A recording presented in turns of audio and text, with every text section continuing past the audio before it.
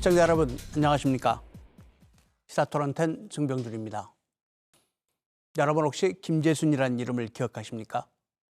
한 달 전 자기가 일하던 회사에서 사고로 숨진 25살 청년의 이름입니다. 이제 겨우 25살, 사회생활을 막 시작했을 나이에 김재순 씨는 세상을 떠났습니다. 사고가 난 지 한 달이 지났는데요. 그동안 우리 사회는 어떻게 바뀌었을까요? 또 더 이상 노동자들이 일하거나 다쳐서 죽는 일이 없도록 하기 위해서 우리는 어떻게 변해야 할까요? 오늘 토론해 보겠습니다. 오늘 토론 함께해 주실 분들 소개해 드리겠습니다. 강은미 정의당 원내수석 부대표 나오셨습니다. 안녕하십니까? 네, 안녕하세요. 정의당 강은미입니다. 고 김재순 노동시민대책위원회 권오산 상황실장 나오셨습니다. 안녕하십니까? 권오산입니다. 역시 김재순 대책위원회에서 활동하고 있는 장은백 변호사 나오셨습니다. 네, 안녕하십니까? 장은백 변호사입니다. 광주 청년센터 박수민 센터장 나오셨습니다. 네, 안녕하세요. 강 의원님, 오늘 저희가 이 프로그램 제목을 청년 노동자 죽음 한 달 무엇이 바뀌었나 이렇게 붙였는데 한 달 동안에 우리 사회가 좀 바뀌었습니까? 어떻게 됐습니까? 여전히 사망이 일어나고 있고요. 오늘 또 제가 그 노동자 사망 사고가 일어난 현장에 다녀왔는데요. 근데 이제 바뀐 게 있다고 하면 많은 시민들이 이대로는 안 된다. 정말 무언가 대책을 세워야 된다. 이거는 사회적인 참사다. 이렇게 보는 분위기가 조금 바뀐 것 같습니다. 그리고는 사람들의 의식은 바뀌었는데 아직 제대로 바뀐 사회적 제도는 아무것도 없다 이 말씀이신가요? 네, 제도는 바뀌지 않았고 심지어는 그 사고 발생한 책임자의 사장도 나의 책임이 없다 이렇게 있는 상황인데 바뀌려고 하면 실제로 법과 제도가 바뀌어야 하고 그러기 위해서는 국회에서 이제 움직여야 가능하다고 생각합니다. 네. 이런 상황 개선하기 위해서 무엇을 바꿔야 할지 오늘 토론해 봐야 할 텐데요. 먼저 지금 상황이 어떻게 돼 있는지 먼저 확인을 좀 해보겠습니다. 권오산 실장님, 예. 그동안에 노동시민대책위원회 만들어가지고 활동하셨잖아요. 예. 자, 어떤 그동안의 경과가 어떻게 진행돼 왔는지 먼저 설명해 주시겠습니까? 예, 그 5월 22일 날 그 사고가 났었는데요. 제가 잠깐 이게 화면에 잡힐지 모르겠는데 그 5월 22일 날 그 합성 수지 파쇄기 상부에서 고인이 이렇게 가동된 상태에서 작업을 하다가 이제 빨려 들어가서 사망하는 그런 이제 사건이 좀 있었습니다. 그 이후에 제가 이제 그 소식을 좀 듣고 그 사고 현장을 좀 방문하게 됐었는데요. 그 9시 45분에 사고가 일어났는데 10시 22분경에 신고가 됐고 강남 소방서에서 10시 30분에 좀 출동해서 사건을 좀 수습을 한 것 같습니다. 저는 한 12시 반경에 이제 그 사고 현장을 좀 다녀왔고 이제 처져 있어서 안까지 못 들어갔고요. 직원들을 좀 만났을 때 다들 이제 넋이 나가 있는 그런 상황이었습니다. 그 이후에 저희가 유족을 좀 만나서 이 죽음에 대한 좀 진상을 밝히고 고인이 좀 헛된 죽음이 되지 않도록 그러한 문제를 제대로 밝혀보자 이렇게 해서 대책위를 저희가 25일 날 구성해서 첫 번째 이제 진상 규명을 위한 현장 조사나 CCTV 영상을 확보해서 일정하게 그런 것들 좀 밝혀낸 게 좀 있고요. 또 노동청이나 강주 시장님 면담을 좀 통해서 이것이 제대로 조사가 되고 또 한편으로 지역사회 다른 동정업체나 중소영세사업장에서 재발하지 않도록 같이 좀 대책을 마련하는 것들 이런 것들을 좀 모색을 했습니다. 또 이제 국회에 가서 우리 강은미 의원 같이 이제 중대재해기업처벌법 제정을 촉구하는 그런 좀 활동도 했습니다. 광주시장도 만나시고 노동청도 가시고 또 국회도 다녀오셨다고 하니까 어떤 얘기들 어떻게 진전이 돼 갔는지 좀 이따가 차근차근 좀 얘기를 나눠보겠습니다. 박수민 센터장, 그동안에 사실 이 노동자들의 죽음 때문에 사회적 이슈가 된 사건들이 좀 있었죠. 김용균 씨, 그다음에 구의역 정비 직원 19살 청년이었는데 또 이번에 김재순 씨, 사실은 이보다 훨씬 더 많은 알려지지 않은 죽음들이 노동 현장에 굉장히 많은데 청년 세대의 이런 죽음을 보는 청년들의 입장 좀 남다를 것 같습니다. 어떠십니까? 사실 김재순 씨 사건이 뉴스로 접하고 굉장히 부끄럽기도 하고 무겁고 여러 마음이 좀 복잡했습니다. 왜 우리는 또 뉴스를 통해서 이런 소식을 마주해야 하는가? 나의 책임은 없는가, 우리의 책임은 없는가라는 생각이 들었습니다. 2018년 12월 광주 청년 유니온이 시내에서 그런 추모 집회를 했었습니다. 당시 김용균 씨에 관련해서 당시 처절한 목소리로 외쳤습니다. 죽음의 외주화 중단해야 된다. 책임자 처벌해야 된다. 그리고 얼마 지나지 않았죠. 왜 우리는 이렇게 똑같은 모습을 마주해야 될까? 사실은 김용규 씨 사고와 김재수 사건은 되게 마주하는 부분들이 많습니다. 사건만 똑같은 게 아니고요. 사고에 책임을 져야 하는 사업주의 모습도 사실은 똑같았습니다. 어떻게 이렇게 마주보고 똑같이 거울을 마주한 것처럼 똑같은 모습을 보여줬을까? 우리는 그 사이에 왜 이렇게 반복할 수밖에 없었을까? 그들의 가방 속에 마지막으로 남겨졌던 컵라면이라던가 굉장히 평범하고 착하고 성실했던 청년이라는 착한 이야기만 남았습니다. 그리고 또 이런 토론회를 열리고요. 그래서 다시는 이런 모습을 마주하고 싶지 않다. 분노해야 된다. 우리 시민들이 움직여야 된다라는 것들을 청년의 목소리가 아니라 그냥 노동자, 시민의 한 사람으로서 굉장히 화가 났습니다. 네, 그렇군요. 정 변호사, 일단 간단하게 한번 좀 먼저 짚고 가보죠. 지금 이 사고가 법적으로는 어떤 문제를 가지고 있습니까? 이제 통상적으로 사업주 같은 경우는 본인이 운영하는 사업장 안에서 근로자를 보호하기 위한 여러 가지 조치를 해야 되는데요. 이런 보호 조치를 하지 않은 것으로 인해서 사고가 발생하고 또 사람이 사망을 했을 경우에는 형법상 업무상 과실치사가 적용이 됩니다. 그리고 산재 사건이기 때문에 또 산업안전보건법이 적용이 되는데요. 여기에서는 주로 이제 사업주가 여러 가지 해야 되는 안전 조치라든지 아니면 보호를 위한 그 여러 가지 조치들이 있는데 이런 것들을 하지 않았을 경우에는 그리고 또 사람이 사망했을 경우에는 상당히 중한 형벌을 받게 되기 때문에 이 점에 대해서도 지금 현재 조사가 진행되고 있는 것으로 보이고 다만 통상적으로 이제 사람이 사망한 사건 같은 경우에는 수사기관이나 또 노동청에서도 지금 조사를 해야 되니까 양쪽에서 좀 적극적으로 조사를 하고 자료라든지 이런 부분들을 좀 요구한다든지 이런 어떤 액션들이 필요한데 그런 부분들이 지금 좀 보이지가 않아서 앞으로 조사가 어떻게 진행이 되고 있는 것인지 좀 더 지켜봐야 되는 그런 상황인 것 같습니다. 지금 노동청이나 그다음에 수사기관에서 제대로 조사를 안 하는 것처럼 보인단 말씀이세요? 일단은 저도 이제 진상조사단 안으로 들어와 있기 때문에 뭔가 어떤 자료 요청이라든지 그러니까 결국 수사기관에서도 이 사건에 대해서 잘 아는 사람, 즉 이제 사업주라든지 아니면 이 사건을 진상조사하고는 진상조사단이라든지 뭔가 이런 자료를 얻을 수 있는 여러 주체들이 있는데 이 주체들에 대해서 좀 더 적극적으로 어떤 것들을 문의한다든지 통상적으로 우리가 수사를 적극적으로 한다고 하면 그런 모습들이 보일 수밖에 없거든요. 근데 네. 그런 모습은 아직 보이고 있지 않아서 그리고 노동사건 같은 경우 그리고 중요 산재 사건 같은 경우에는 또 광주지검의 공안부에서도 관심을 가져야 되는 그런 사건입니다. 그런데 광주지검 공안부라든지 아니면 범죄 피해자 센터라든지 여기에서도 전혀 관심을 보이고 있지 않아서 이 사건에 대해서 적절하게 지금 수사기관에서 어떤 조치를 하고 있는지 이런 부분에 대해서 조금 의구심이 들고 있는 그런 상황입니다. 왜 그럴까요? 이걸 그냥 단순하게 늘상 일어나는 산재 사고 중에 하나 뭐 이렇게 생각하고 있는 걸까요? 여러 기관들을 아까 찾아가서 실장님께서 접촉을 해봤다고 하시니까 그쪽 태도들이 어땠습니까? 상황을 좀 만났던 상황을 좀 얘기해 주시겠습니까?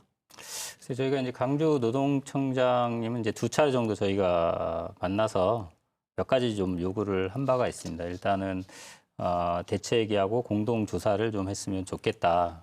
좀 말씀드렸고 특히나 저희가 이제 현장 조사라든가 CCTV를 확보해서 저희 나름대로 분석을 해서 언론에 이제 발표한 바도 있어서 그런 것들이 서로 좀 참고해서 한다고 하면 보다 진상 규명을 좀 더 명확히 그리고 어떤 공신력을 가지고 할 수 있지 않을까 이렇게 제안을 했는데요. 노동청 쪽에서는 이제 피의사실 공표 문제에 좀 어려움이 있어서 좀 같이 하기 어렵다 이렇게 해서 현재로는 그렇게 진행이 안 된 상황이고요. 한편으로는 저희가 좀 시급하게 조속히 어떤 수사 결과들을 좀 발표했으면 좋겠다. 뭐 이런 요청을 좀 드렸는데 그것은 지금 사업주가 하는 얘기가 이제 다른 사건하고 뭐 동일한데요. 시키지도 않은 일을 혼자서 하다가 자기 가실로 죽었다. 뭐 이렇게 좀 얘기를 하고 있습니다. 그래서 저희가 이미 그렇지 않다는 걸 밝혔는데 여전히 그런 태도를 취하고 있어서 노동청이나 뭐 경찰, 검찰 수준에서 어떤 공신력 있는 내용을 다시 한번 확인을 하면 사업주 태도도 좀 바뀌지 않을까 그런 좀 안타까움이 있습니다. 그러면 지금 노동청이나 수사기관의 조사 결과가 전혀 아직 그 발표가 되거나 피해자 가족들에게 알려지거나 이러지 않았습니까? 현재 뭐 그러고 있지는 않은 상황이고 나름대로 조사는 좀 진행하고 있다 이렇게 얘기를 좀 하고 있고 이번 재조사 말고 이제 산업법 위반 상황에 대해서는 입건을 했다라고 그렇게 좀 얘기를 하고 있는 것 같습니다. 네. 장 변호사께서는 대책위 가운데서 특히 그 진상조사위 쪽에서 활동을 하고 계신 걸로 아는데 대책위가 중간조사 보고서를 발표를 했었어요. 그 내용을 좀 상황 설명을 좀 해주시겠습니까? 일단 크게는 저희가 현장 조사를 진행했던 결과를 보고를 한 내용이고요. 또 한 가지는 현장 조사 이후에 우리가 이 사건 이전부터도 계속 이 망인이 관련된 작업들을 해왔을 것 같다라는 그런 좀 의구심이 생겨서 관련 CCTV 영상을 확보해서 그거를 이제 저희가 분석을 했습니다. 근데 현장 조사 결과를 보면 일단은 현장에서 상당히 파쇄기가 굉장히 크고 위험한 그런 기계인데 안전장치가 하나도 없었고 그 위에 올라가서 상시적으로 작업을 할 수밖에 없는 구조인데 안에 빨려 들어가지 않게 하기 위한 어떤 안전바라든지 그물이라든지 이런 것들이 하나도 없었고 이제 작업을 하다가 빨려 들어가거나 아니면은 혹시라도 옷이 걸리거나 이런 상황이 생기면 밖에 있는 다른 사람이 이제 비상정지를 시켜주는 식으로 2인 1조로 작업을 해야 되는데 전혀 그런 것들이 지켜지지 않았던 것으로 보이고요. CCTV 영상은 저희가 이제 분석을 해보니까 회사 쪽에서는 그렇게 얘기를 합니다. 이제 망인이 본인이 하지 않는 일을 시키지도 않는데 해서 뭐 그렇게 됐다. 그리고 통상적으로 망인이 하지 않는 일이다. 이렇게 주장을 했는데요. 저희가 확인한 CCTV 영상에 보면 망인이 아주 상시적으로 그 위에 올라가서 작업을 했었고 심지어 이제 사수라고 하는 분과 같이 작업을 하시는데 그 사수가 이렇게 작업을 해라라고 하면 그 위에서 그거를 시행하는 그런 모습들이 보였기 때문에 결국 회사 측의 변명은 사실이 아니었다고 보이고 그렇다고 하면 결국 망인은 지금 평소에 회사가 이런 것들을 지시했기 때문에 그런 업무를 해왔던 것이고 회사에서는 이 망인에 대해서 굉장히 위험한 업무를 시키면서도 전혀 안전 조치를 하지 않았기 때문에 결국 책임을 피하기가 어려운 상황처럼 보입니다. 지금 장 변호사 말씀 들어보면 그 회사 쪽에서는 아마 이 사고가 시키지도 않은 일을 본인이 하다가 사망했다 이렇게 주장을 한단 말씀이시죠. 네. 그런데 조사 결과는 보니까 늘상 하던 일이었다. 네, 맞습니다. 제가 좀 추가적으로 좀 말씀 좀 드리겠습니다. 네. 저도 이제 진상조사단 위원으로 같이 참여를 하면서 좀 CCTV를 자세히 좀 분석했는데요. 요거는 이제 그 CCTV 5월 15일자 오후에 작업한 내용인데 이게 뭐냐면 고인이 그 파쇄기 상부에 올라가서 정비 작업을 하고 난 다음에 파쇄기를 가동시키기 위해서 지금 파쇄기 중간에 버튼이 있습니다. 스위치가 있는데 그 스위치를 작동시키기 위해서 막대기 들고 허리를 숙여가지고 지금 그 스위치를 키는 장면입니다. 그리고 저 컨베이어 벨트, 그다음에 그 파쇄축 회전 칼날이 돌아가게 되는데요. 그 밑에 있는 분이 사수라고 하는 분입니다. 그러니까 보시면 아시겠지만 회사의 어떤 관리와 지휘 체계 안에서 이 작업을 한 거죠. 근데 문제는 뭐냐면 이 상부에서 절대로 이렇게 가동된 상태에 올라가 있으면 안 되는 그런 상황입니다.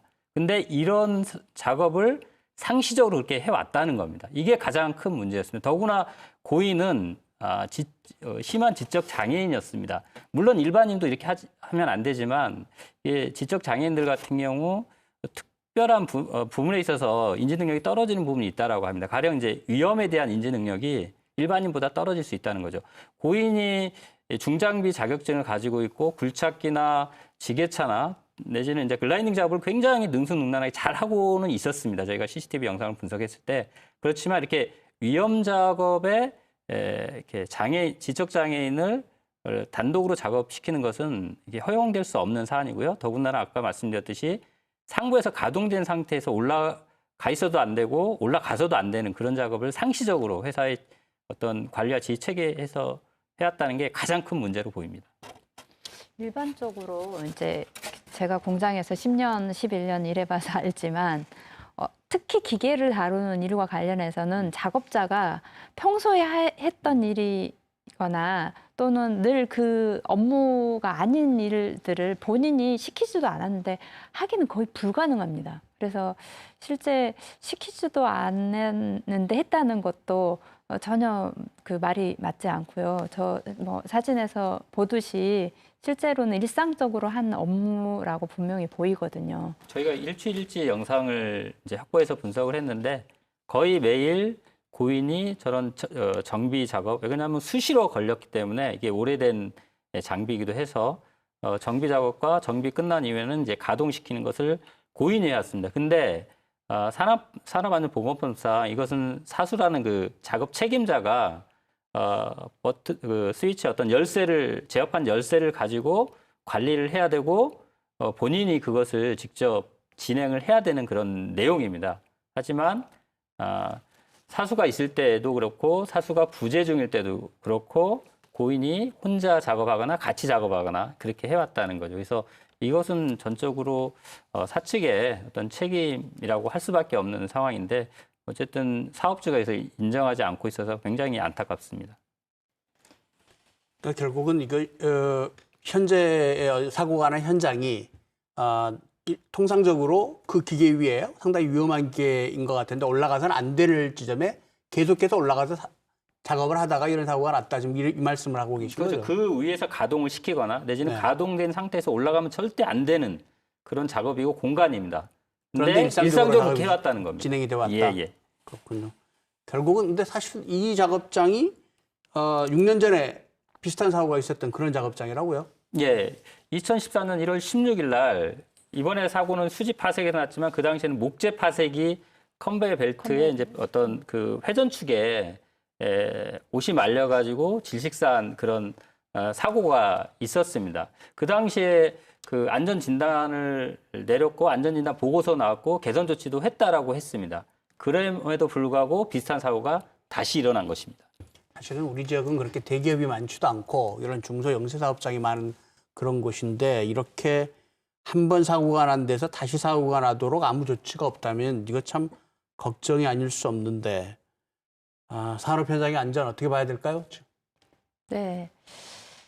그 근로감독관이 이제 한 번 산업재해가 난 곳에 대해서는 특별 근로감독이나 수시 근로감독을 할 수 있게 돼 있습니다. 그리고 일단은 안전조치를 하겠다고 하는 그런 그 계획서를 제출했기 때문에 그 계획서대로 잘 조치를 하고 있는지 이런 것들도 살펴봐야 하는데 실제로는 6년 동안 한 번도 안 봤다고 볼 수 있는 거고요. 왜 그런데 그 여기뿐만 아니라 가령 큰 기업의 포스코나 뭐 현대제철이나 이렇게 큰 기업에서도 지속적으로 비슷한 사고들이 발생하는데 대체 그러면 근로감독관 무엇을 하는 건가 이런 문제 제기가 계속 있을 수밖에 없는데 보니 실제로 근로감독관이 지금은 그래도 이제 좀 줄어들긴 했으나 한 사람이 지속적으로 안고 있는 이 건수가 150건이 된다고 하고요. 그러다 보니 그 업무만 하는데도 이 처리하는 데 과중해서 실제로 이렇게 감독을 갈 수 있는 상황이 안 되는 거고요. 지금은 뭐 90건 정도 줄었다고 하지만 여전히 이 산재가 일어났던 곳에서 수시 감독이나 이렇게 갈 수 있는 상황들이 아니어서 이제 근본적으로는 이 문제를 해결하기 위해서 법률 제정도 필요하지만 노동청에 근로감독을 할 수 있는 사람들의 인력을 좀 더 확보하지 않는 한은 지속적으로 이런 문제가 발생할 수밖에 없겠다. 이런 고민도 한편으로 같이 듭니다. 근로감독관들이 너무 일이 많아서 제대로 그 관리가 안 된다 이런 얘기이신데 사실 오늘 뭐 노동청 관계자도 같이 모셔서 좀 얘기를 나눴으면 좋겠다 이렇게 말씀을 드렸는데 노동청 쪽에서는 좀 불편하셨던지 하여튼 오늘 토론 내용 잘 지켜보고 행정에 반영하겠다 이런 답을 주셨습니다. 근데 이런 산업 현장의 안전이 꼭 감독이 돼서만 지켜진다는 거 그것도 그렇게 썩 좋은 얘기는 아닌 것 같은데 박수민 센터장 지금 청년들이 현장에서 일하는 어려움 같은 것들을 많이 센터에서 얘기 듣고 계시지 않나요? 어떻습니까? 사실 이제 이 내용을 보면서 김재순이라는 청년의 문제가 정말 일부의 문제인가, 이러한 청년들의 문제가 정말 극소수의 정말 뉴스에 나오기 때문에 발생하는 문제인가라고 했을 때는 사실 지역 청년의 노동 형태가 그렇게 좋지는 않습니다. 2017년 진행한 강주 청년 계층별 실태 조사를 보면 지역 청년들의 10자리 일자리 고용 현황에서 임금 노동자 87%, 그리고 비임금 노동자 13%인데요. 임금 노동자의 정규직이 47.6%고요. 비정규직은 39.4%입니다. 여기서 더 들여다봐야 될 거는 첫 일자리 사업체 규모인데요. 10인 미만이 42.8%였습니다. 그 말은 무슨 말이냐면 이번에 발생한 사고와 같은 영세한 사업장에서 일하는 청년들이 굉장히 많다라는 것들을 그대로 증명하는 거고요. 대기업에서는 그럼 이 문제가 발생하지 않느냐? 발생하죠. 그럼에도 불구하고 수치로 본다면 하청 노동자들에게서 이런 산재가 더 많이 발생하고 있다는 겁니다. 그러니까 위험한 일들이 하청 노동자들, 취약한 노동자들에게 물려가고 있다. 사실 이제 김재순 청년의 아버지도 산재의 피해자였다라는 게 뉴스에 많이 나왔습니다. 산재의 대물림, 가난의 대물림이라고 볼 수밖에 없습니다. 그리고 최근 이제 코로나19가 장기화되면서 이 실업률 문제가 계속 이야기 나오고 있습니다. 정부에서는 정규직과 비정규직을 가리지 않고 대책 마련을 해야 된다라고 목소리를 높이죠. 그럼에도 불구하고 최근에 상담 콜센터라던가 물류센터에서 노동자들의 집단 감염이 있었는데 이들도 결국 비정규직 노동자였습니다. 쉬고 싶어도 쉴 수 없습니다. 그렇기 때문에 정부의 대책이 먹히지 않습니다. 그렇기 때문에 저는 이제 더 고민인 것은 이번에 발생한 사고뿐만 아니라 지난 IMF 때보다 더 심각한 일자리 문제가 발생한다고 하는데 이 사고가 발생한 곳으로 취약한 노동자들이 그대로 가서 또 일을 하는 상황은 누구도 막을 수 없다라는 점이 저에게 시사점이 있다라고 보고 있습니다. 이번 사고로 숨진 김재순 씨 아버지도 산재 네. 피해자라고요? 예, 그 2002년도에 이제 제주도에 넘어가셔서 그 일을 좀 하셨는데 이분이 이제 좀 일을 좀 잘 하시는 것 같아요. 그래서 그때 이제 감귤 쪽 그 박스로 옮기는 작업을 하다가 그걸 마무리하고 아마 이제 목재 파쇄기 업체 쪽에서 좀 성실히 잘 하니까 같이 하자라고 해서 이제 하셨다가 역시 이제 목재 파쇄기에 왼손이 빨려 들어가서 산재를 좀 당하십니다. 그나마 다행히 이제 수술이 좀 잘 돼서 지금 이제 어느 정도 유진하고 계신데 3급 지체 장애인이기도 하십니다. 그러니까 고인의 아버님 입장에서는 아들이 이제 그 파쇄기에 빨려 들어서 숨을 거뒀기 때문에 그런 얘기도 하셨어요. 자신이 그때 만약에 자신이 죽었으면 내 아들은 죽지 않았을지 않을까라는 그런 말까지 하는 좀 안타까움이 좀 있었습니다. 그러니까 실은 이제 우리 코로나로 지금 현재 사망한 숫자가 280여 명이잖아요. 근데 매년 2,000명이 넘는 노동자들이 하루에 6명 이상이 계속 죽고 있거든요. 근데 그런 것에 대해서 우리가 너무 무심하지 않았나. 그리고 이제 사망이 이렇게 2,000명이 넘는다고 하면 실제로 그 1년에 10만 건 이상의 이런 산업재해가 일어나고 하루에 300명 정도가 다치거든요.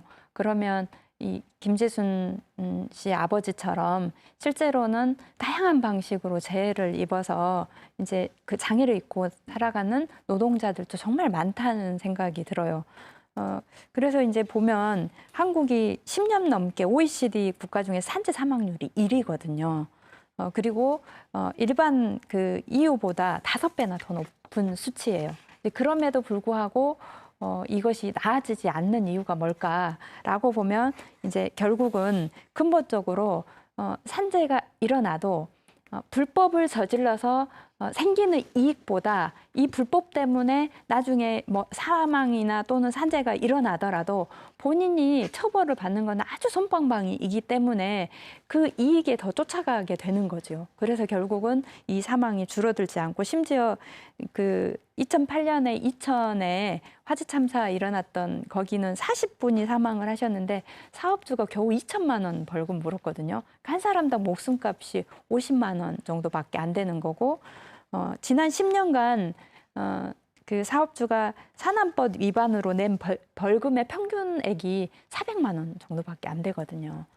이런 현실에서 실제 기업주들에게 안전조치를 하고 그리고 니네들이 안전조치를 안 할 때는 이런 문제가 생겨라고 유인이 안 되는 거죠. 그렇다고 사람 목숨을 돈으로 계산해서 어떻게 했습니까? 벌금 적다고 안전사고를 방치한다면 그게 인간다운 사회라고 할 수 있겠습니까?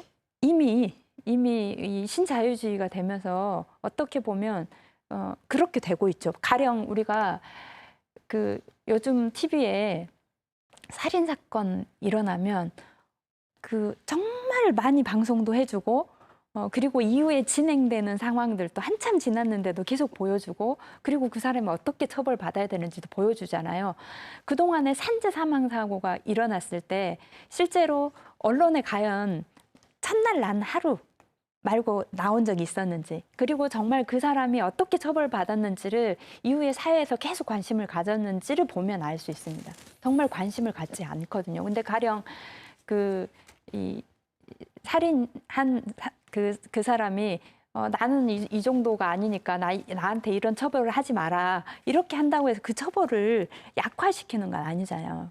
그런데 기업주의에 대해서는 우리가 그동안에 이 사회가 너무 이 국민들의 정서와 다르게 법원에서 그런 판단을 내리면서 그게 계속 기업에게 암시를 주는 것은 나중에 처벌은 별로 아니고 당장 이익이 더 중요해라고 하는 암시를 주는 건 아닌지 이런 생각도 한편으로 듭니다. 그래서 저는 이번 코로나 국면을 보면서 그러니까 코로나로 그 사망한 경우나 아니면 확진자가 나온 경우 매일 브리핑을 하지 않습니까? 정부에서. 근데 사실은 아까 말씀드린 2,000명이 넘게 죽어가는 노동자가 있고 이번 김재순 사건처럼 실제 사회적으로 이슈화되고 문제가 되는 사건이 있으면 당연히 그 관련 행정 당국에서는 그거에 대해서 어떤 정보를 알려주고 그 핵심적인 내용이 무엇인지 발표하고 뭐 이런 과정이 필요하다고. 만약 그렇게 코로나의 100분의 1이라도 관심을 가지고 정부 차원에서 행동을 했다면 좀 더 기업주도 그렇고 어떤 일반 시민도 그렇고 노동자들도 그렇고 이 문제의 어떤 중요성을 더 각인하지 않을까 이런 아쉬움이 좀 있습니다. 장 변호사, 지금 이 산업안전법 위반이라든가 이런 사고가 났을 때 기업이나 이런 관리자들이 어떤 처벌을 받습니까? 일단은 산업안전보건법이 그 전면 개정이 돼서 올해부터 시행이 되고 있는 상황이고 올해 이미 한번 이제 법정형이 상당히 이제 높아진 상황입니다. 이것도 지난번 사고 때문에 그런 거죠? 예, 김용균 씨 네, 때문에 김용균 씨 사고 우리가 때문에. 이제 우리가 속히 김용균 법이라고 얘기하는 그게 지금 산업안전 보건법 개정 법률안이고요.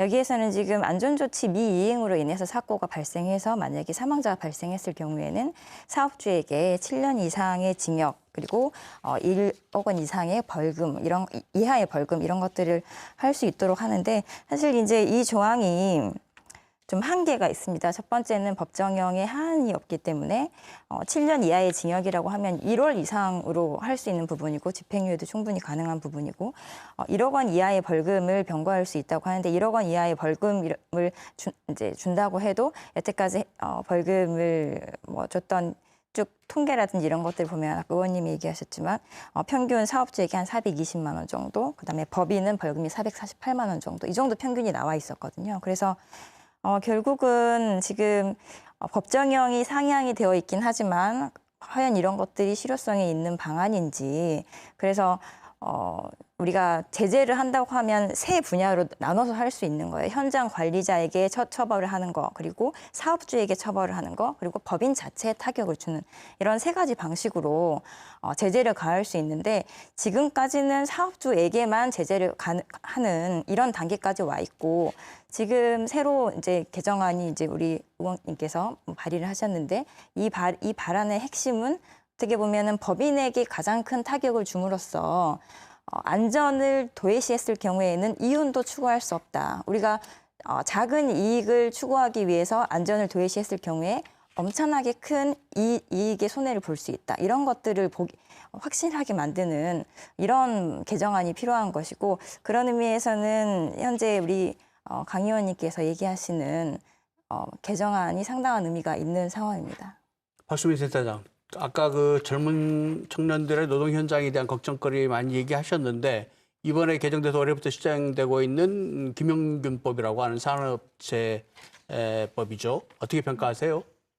아쉬움이 많습니다. 사실은 언론에서 너무 많이 나왔잖아요. 김용균 없는 김용균법이다. 근데 저는 사실 김재순 씨의 사고는 어쨌든 사망한 사고, 죽음을 마주한 사고뿐만 아니라 일하다 다친 사고도 굉장히 많습니다. 제가 오늘 꼭 드리고 싶었던 사건이 있는데요. 그 스마트폰 부품 제조업체에서 일하다 실명한 청년들이 있습니다. 이들은 이제 2014년 3월부터 2016년 2월까지 이 부품업체에서 메탄올 중독으로 시력이 손실됐고 그리고 뇌 손상까지 왔습니다. 이들이 7명입니다. 산지로 아버지를 잃고 본인 또한 실명을 한 청년부터 그리고 대학교 학비를 벌기 위해서 몇 주 동안 갔던 업체에서 실명했다라는 이 사연을 가진 청년, 그리고 사고로 어린 딸을 다시 볼 수 없게 된 어머니, 그리고 결혼을 앞두고 시력을 잃어버린 청년. 이들이 했던 말은 같습니다. 저는 그저 시키는 대로 일했다. 그리고 우리가 쓰는 이 물질이, 화학 물질이 어떤 것인지, 얼마나 위험한지 안내해받지 못했다. 그리고 안전한 도구라고 할 수 있는 것도 없었다. 굉장히 항상 젖은 상태로 있었던 장갑 하나였습니다. 문제는 이들이 시력을 잃은 이후에 근로하는 과정에서 쓰였던 이 화학 물질이 정말 메탄올 때문이라는 거, 시력을 잃었다라는 것들을 확인하는 과정도 굉장히 어려웠고요. 소송하는 과정도 어려웠고요. 그리고 정부의 책임과 기업의 책임을 촉구하기 위해서 유엔까지 가는 과정들. 그곳에서 이들이 이렇게 말했습니다. 우리는 일회용처럼 버려졌다. 여전히 책임지는 사람 없습니다. 아마 찾아보시면 아시겠지만 법원에 이들의 어떤 처벌, 어느 정도의 벌금을 받았는지 100만 원, 200만 원, 집행유예도 굉장히 낮았습니다. 저는 이 순간에 가장 취약한 위치의 이 노동자들을 목숨 걸고 아직도 일하고 있는데 지금 우리가 말하는 법이 이 사회가 무엇을 누구를 위해 존재하고 있는가라는 질문을 던지는 사건이었다고 생각이 듭니다. 그런 의미에서 그럼 김영균법은 이들을 막을 수 있는가? 저는 막을 수 없다고 생각합니다. 가습기 살균제에서 사용하는 화학물질, 이거 안전한 물질이라고 해서 썼습니다. 그러니까 정부의 이 법에서 말하는 화학물질이 무수히 많다라는 거예요. 근데 여기서 규정하는 것만 제한다? 뭐 위험한 도급을 하지 않는다? 위험하지 않는 일자리들 우리가 뭐 담보할 수 있을까요? 아까 진행자분께서 말씀해 주셨던 것처럼 꼭 법이 있어야 지켜야 되는가? 이 법 없다고 해서 그걸 비껴나가기 위한 것들이 있는가? 그러면 그 전에 법은 약하기 때문에 지켜지지 않았는가? 그 법의 틈을 계속 이렇게 비집고 나오고 있다라고 저는 보거든요. 그렇기 때문에 법의 이 한계들, 이걸 모르고 한 거 아니잖아요. 이제 와서 이제 더 강해야 되니까 더 강한 처벌을 하겠다. 저는 왜 이런 문제들을 이렇게 가볍게 여기는가라는 것 때문에 이 법의 한계는 이미 나왔기 때문에 더 이상 할 말이 없다라고 생각합니다. 저는 코로나보다 100분의 1만에 관심만 있어도 네. 이 상황이 개선될 것이다라는 얘기가 굉장히 좀 아프게 와 닿는데요. 자, 그러면 어떻게 바꿔야 할까요? 뭐가 바뀌어야 합니까? 그 얘기 좀 해보죠. 일단 강은미 의원께서 지금 정의당 1호 법안으로 국회에서 중대재해기업처벌법 발의하셨다고요? 네. 어떻게 다릅니까? 기존 법하고는? 네, 일단 여기에서는 금방 이야기하신 가습기 살균제뿐만 아니라 실제 세월호처럼 어쨌든 다중이 이용하는 것과 그리고 그 물질을 이용해서 시민들이 일반적으로 이용하는 어떤 물질에 대해서 안전하고 위해 조치를 다 하지 않았을 때 그럴 때 그동안에는 실제 실무 책임자들만 주로 처벌을 했거든요. 그런데 최고 책임자 그리고 법인 그리고 이것을 관리 감독을 해야 될 기관의 그러니까 뭐 노동청장 뭐 이렇게 그러니까 이게 계속 실무자들뿐만 하면 이걸 결정하는 사람들이 본인이 처벌받지 않기 때문에 가벼이 여깁니다. 그래서 이런 문제가 발생해서 그렇게 하는 것과 그리고 이제 아까 변호사님 말씀하신 것처럼 법에 최고형은 있습니다. 상한형은 있는데 하한형이 없기 때문에 실은 뭐 7년 이하로 강화했지만 그냥 그 법원에서 판결할 때는 그냥 1개월로 하면 그만이잖아요. 그래서 하한형을 줬다는 거. 그리고 이것에 대한 책임 규명을 기업에게 하고 있다는 거. 이런 것이 큰 이번 법률안의 특징입니다. 그리고 또 어떤 것들이 필요할까요? 이제 중대재해기업처벌법도 당연히 이제 필요한데요. 네. 가령 저희가 이제 현대중공업 창사 이래 74년 창사했으니 지금 이제 46년이 됐는데요. 게다가 현대중공업에서 사망한 노동자를 조사해봤더니 466명이에요. 그러면 이제 46년 동안 466명이니까 1년 동안에 뭐 11명 정도가 이제 사망하신 거죠. 이것과 관련해서 구속된 경우는 아마 2004년도인가 하청농에 여럿이 죽어갖고 안전 총괄 책임자 1명 구속되고 나머지는 다 벌금형으로 끝났었습니다. 그러니까 이런 것을 보더라도 중대기업처벌법 제정이 지금 이제 강의원이 발의하신 대로 좀 필요하고요.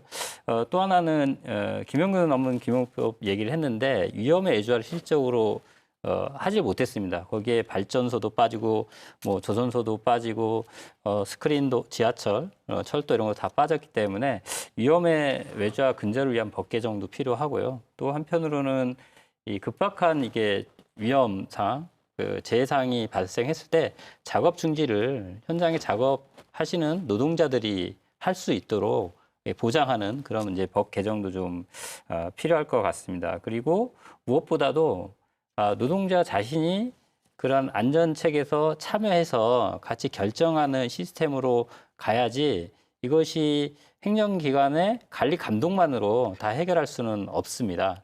그러니까 무엇보다 중요한 것은 어떤 노동자의 참여권을 보장하는 게 중요할 것 같습니다. 이제 관리 감독에 대한 이야기가 나왔는데요. 그러니까 뭐 경총에서는 그런 얘기도 하고 있습니다. 뭐 관리 감독을 더 강화를 해야지 이걸 사업주만 무작정 처벌한다고 해서 이게 될 일이냐 이렇게 얘기를 하고 있는데 사실상 관리 감독을 통해서 산업재해를 예방하는 것은 불가능한 상황이고요. 왜냐하면 전국에 지금 산업안전 공무원들이 몇백 명이 지나지 않습니다. 실제로 그 단속해야 되는 기업체는 180만 원 해당하고요.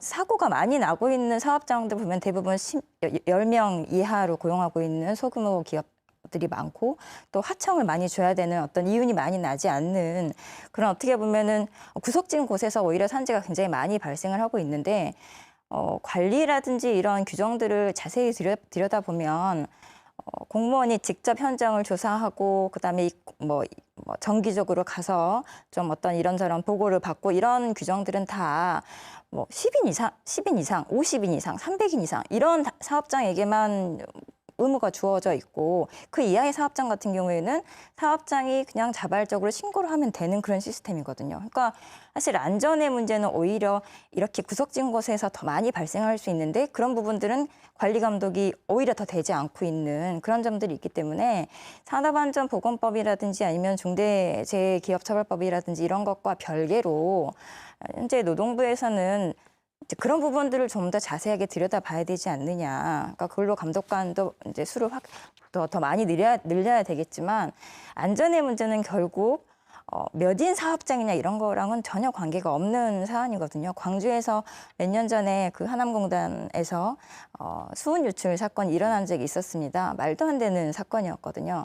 그러니까 그 공장 바닥에 수은이 막 굴러다니고 이런 상황에서 당시에 이제 청소 철거를 하셨던 분들이 그런 수은을 막 만지고 이런 사건이 있었어요. 그러면서 굉장히 엄청난 신경계 같은 타격을 받으셨는데 그 사업장 같은 경우에는 아예 그 공무원이 상당히 유해한 물질을 다루고 있음에도 불구하고 공무원이 그 사업장에 직접 들여다보거나 이런 의무 자체가 없었습니다. 그래서 그 사건 같은 경우는 대한민국에 우리가 책임을 물을 수가 없었어요. 왜냐하면 의무 규정이 없기 때문에 공무원은 할 필요가 없다라는 그런 취지인 것이죠. 그렇다고 하면 결국 관리 감독의 구멍이 굉장히 많이 나 있는 상황 아니냐. 그리고 이번에 산안법 개정 같은 경우에도 김용균이 빠졌다고 얘기하는데 자꾸 그런 식으로 이것도 빼고 저것도 빼고 자꾸 이런 식으로 빼는 거거든요. 근데 그것을 빼는 것의 기준은 뭐냐면 이윤이에요. 이런 사업장에다가 뭐 이런 강력한 안전 조치 의무를 부과한다고 하면 결국 정상적인 영업 활동이 어려울 것이라고 하는 그런 일종의 사업주를 배려하는 그런 방식이거든요. 근데 결국 안전에 관련된 입법 내지는 정책은 그런 방식으로 작동을 해서는 안 된다는 것이죠. 그래서 처벌이라든지 뭐 기업 사업주를 처벌하고 법인을 처벌하고 당연히 이런 부분 굉장히 중요한 부분입니다. 오히려 관리 감독보다는 훨씬 더 실효성 있는 정책이지만 노동부에서 이런 부분을 조금 더 앞으로 지켜본다고 하면 본인이 할 수 있는 영역은 사실 이쪽 영역이라고 봐야 되는 것이죠. 소규모 사업장일수록 안전에 대한 위험이 더 큰데 거기에 대해서 그 관리의 손길이 미치지 않고 있다. 굉장히 좀 심각하게 들어야 될 얘기인 것 같은데요. 장 변호사 얘기 듣고 있으면서 한 가지 또 궁금한 게 생겼습니다. 이게 답변을 하실 수 있을지 잘 모르겠는데 지금 오늘 나오신 분들 전체적인 의견을 들어보면 법원의 판결이 굉장히 미약하다, 작다 이런 얘기거든요. 왜 그렇다고 생각하세요? 이게 뭐 답변이 가능한지 모르겠습니다만. 일반적으로 이제 법원에서 어떤 사람의 행위에 대해서 처벌을 할 때는 그 사람이 어느 정도 관여를 할 수 있었는지를 봅니다. 그런데 법원도 그렇고 일반 국민도 그렇고 사업주도 그렇고 어떻게 생각을 하냐면 사업주가 항상 그 사업장에 있는 것도 아니고 본인은 어차피 영업이라든지 이런 부분들을 위해서 이제 본인이 해야 될 영역이 있기 때문에 안전관리 의무는 본인이 그렇게 신경 써야 되는 영역이 아니라는 그런 생각이 있는 거예요. 그렇기 때문에 사업주가 대표이사가 어떻게 그런 것까지 신경을 써라고 생각을 하는 겁니다. 그렇기 때문에 전과가 없으신 분들 같은 경우에는 단순 벌금형, 전과가 있으시면 뭐 집행유예 이런 식으로 끝나는 것이고 그렇기 때문에 지금 앞으로의 어떤 개정 방안은 법인에서 이윤 추구도 중요하지만 노동자의 안전을 보장하는 것도 굉장히 중요한 부분이고 사업주의 업무 중에 그것이 들어있다라는 인식의 전환이 가능하도록 그런 방향으로 법제가 바뀌어야 되는 것이고요. 우리가 예를 들면 최근에 어린이 보호구역에 관련된 상당히 이제 업그레이드된 그런 개정이 있었습니다. 원래 우리가 어린이 보호구역에서 이게 표지가 붙어 있어도 카메라가 없으면 우리는 크게 그렇게 신경 쓰지 않았었어요. 그런데 그 구역에서 만약에 사고가 났을 경우에는 징역 2년 이상, 하한이 그렇게 굉장히 높아진 상황이거든요. 그러면 전체 국민의 인식이 30km 딱지가 붙은 부분을 피해 가거나 아니면 그 부분을 지나갈 때는 죽기 살기로 30km를 지킬 수밖에 없는 만약에 옆에 아이가 있으면 본인이 30km를 지키고 있어도 혹시 튀어나올지 모르니까 방어 운전을 하는 그런 식으로 인식이 전환되고 있거든요. 저는 그런 수준의 인식 전환이 필요하기 때문에 앞으로의 법 개정 방향 같은 경우에도 법인에게, 사업주에게 아주 강력한 의무를 주는 그런 방식으로 바뀌어야 된다고 생각합니다. 강 의원님, 이번에 법 개정안 되셨는데 그 처벌 규정을 올리는 거 외에 또 다른 내용도 있습니까? 네. 그러니까 그 위험의 외주화를 많이 이야기를 하잖아요. 그래서 대기업들은 산재 사고를 거의 나지 않아 가지고 모범상을 받아요. 산재, 무사고, 뭐 무죄에 그런데 거기에 있는 하청업체들은 계속 사람이 죽어가고 있거든요. 그래서 이제 저희 법률안에는 실제로 그 도급, 재도급, 재하도급 뭐 이런 것까지를 포함해서 원청이 있는 곳에서는 그런 것까지를 다 따져서 원청에게 책임을 묻겠다고 하는 것이 있고요. 이제 가령 구의역의 김군도 2인 1조로 일을 해야 되는 곳이거든요. 이거는 분명하게 이 하급 관리가 결정할 수 있는 게 아니에요. 2인 1조라고 하면 2인 1조에 예산이 들어가야 되는 문제입니다. 그다음에 지금 이천 화재 참사도 원래 공사 계약이 6월 달까지였는데 3월 달까지로 좀 당겨줬으면 좋겠다고 원청의 요구가 있었고 그 요구를 받아들여서 실제로 용접하는 것과 우레탄 폼을 같이 작업을 하면 안 되고 실제로 그 산업안전관리공단에서 여기 너무 위험하다라고 3번이나 계속 경고를 했는데도 불구하고 그 작업을 해서 그렇게 많은 사람이 죽었거든요. 이것도 실은 하급 관리들이 그 공사 기간 연장해서 요거는 따로 올려 이렇게 할 수 있는 것들이 아니에요. 그런데도 불구하고 사고가 나면 하급 관리들만 책임졌거든요. 근데 대부분의 안전관리와 관련해서는 최고 책임자가 여기에 예산을 투여하고 법을 지키기 위해서 반드시 필요한 인력을 고용해야 되는 상황입니다. 그래서 저희가 이 법률안에는 그렇게 최고 책임자 그리고 그것이 심각하게 고의 그 가습기 살균제 같은 경우는 분명 그 실험을 통해서 문제가 있었는데 그걸 고의로 숨긴 거잖아요, 법인이. 그래서 그렇게 중대한 고의나 이런 것이 있을 때는 법인에게도 영업정지 또는 이후에 공적인 곳에 뭐 돈을 이렇게 하는 것을 못하게 하는 거나 이런 규정들을 법인에게도 강하게 물릴 법률안을 마련하고 있습니다. 여러 가지 보완 정치를 많이 만드신 것 같은데 그런데 아마 국회에서 이거 통과하려면 기업체 쪽 로비도 만만치 않을 거고 다른 정당들 어떻게 반응할지도 좀 걱정인데 어떻게 잘 될 것 같으십니까? 저는 가령 이 법률안이 통과되는 그 힘은 시민들이 얼마나 관심을 갖게 하는 것이냐 하고 그리고 실제 이렇게 처벌을 받지 않기 위해서는 법률을 지키기만 하면 되거든요. 여기에서 이야기하고 있는 것은 그냥 정말 개인의 실수나 이런 게 아니라 분명 사업주가 위해하고 위험한 것에 대해서 방지 의무가 반드시 있습니다. 그 의무를 다하지 않은 것과 관련해서 그리고 고의와 중과실을 집어넣었거든요. 그래서 그런 면에서 저는 이 법을 반대한다고 하는 것은 그냥 이익보다 생명이 더 하찮으니 그것을 계속 하자고 하는 동의하고 똑같다고 보거든요. 그래서 저는 이번 기회에 시민들의 인식 전환이 정말 필요하다. 그리고 앞에서도 말씀드렸듯이 사망으로 2,000명이 넘는다고 하면은 사망이 아닌 산재는 훨씬 더 많다는 것이고, 그래서 그렇게 이 장애를 입어서 살아가는 수많은 노동자들이 있다는 것이거든요. 이런 면에서 이게 나는 아니다가 아니라 언제든지 나도 될 수 있고 내 자녀도 될 수 있다고 하는 인식 전환을 가진다고 하면 저는 충분히 통과될 수 있고 그렇게 그 심한 법률도 아니라고 생각합니다. 지금 이 예, 법률에서 토론을 진행해 볼수록 정말 우리 사회가 이 산업 안전에 굉장히 좀 해야 될 일이 많구나 이런 생각이 드는데요. 토론자들에게 마지막으로 한 번씩 1분씩만 생방송이니까 시간을 좀 지켜주시고요. 1분씩만 마지막 어떤 일을 해야 되는지 말씀하실 수 있는 기회 드리겠습니다. 먼저 박수미 센터장부터 말씀해 주실까요? 오늘 이야기들은 같은 방향으로 갔다고 생각합니다. 저는 이런 토론회를 다시 하고 싶지 않고 뉴스를 통해서 다시 이러한 사건을 마주하고 싶지 않습니다. 생계를 유지하기 위해서 어쩔 수 없이 비정규직으로라도 취업을 하기 위해 오늘도 고민하는 청년들이 너무나 많습니다.